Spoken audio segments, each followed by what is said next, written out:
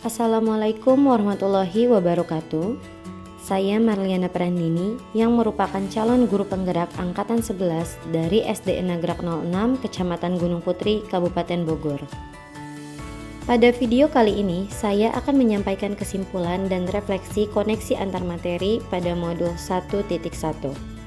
Sejalan dengan pemikiran Ki Hajar Dewantara, dapat kita pahami bahwa yang pertama, pendidikan merupakan sebuah tuntunan, bukan tuntutan.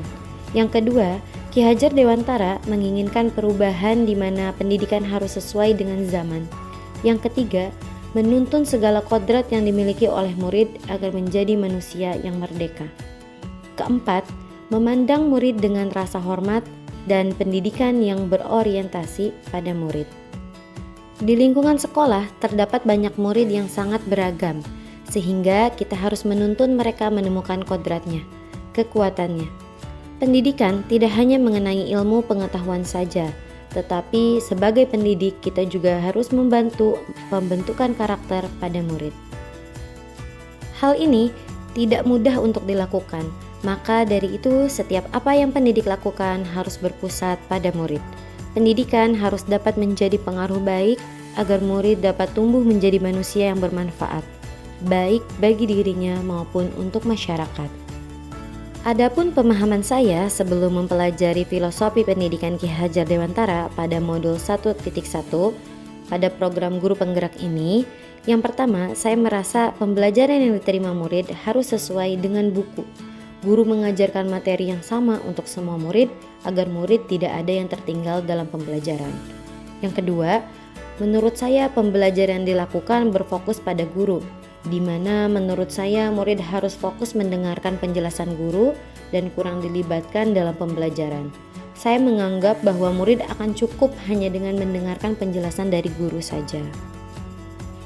Namun, pemahaman tersebut berubah setelah saya mempelajari filosofi pendidikan Ki Hajar Dewantara pada modul 1.1. Pemikiran saya mengenai pendidikan mulai berubah, bahwa pembelajaran harus sesuai dengan kebutuhan murid, di mana guru harus dapat memahami terlebih dahulu kebutuhan dan kemampuan murid dalam pembelajaran dan dapat menerapkan pembelajaran diferensiasi. Karena kemampuan setiap murid pasti berbeda, sehingga pencapaian pembelajaran setiap murid akan berbeda juga. Dan juga pembelajaran harus berfokus pada murid.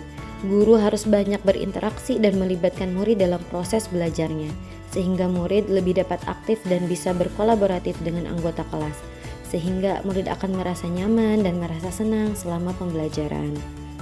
Setelah pemahaman saya mengenai pendidikan mulai berubah, adapun penerapan yang akan saya lakukan untuk kelas yang lebih baik dan mencerminkan pemikiran Ki Hajar Dewantara, yaitu memetakan kebutuhan belajar murid yang sesuai dengan kodratnya, agar pembelajaran yang saya lakukan tepat sasaran dan sesuai dengan tujuan pembelajaran yang diharapkan. Saya harus memberikan pendidikan dan pengajaran yang berpusat pada murid, agar tercapai segala kebutuhannya dalam pembelajaran sehingga murid mempunyai kepercayaan diri untuk dapat terlibat aktif selama pembelajaran. Pendidik bukan lagi satu-satunya sumber pengetahuan bagi murid, tetapi berperan sebagai fasilitator pembelajaran.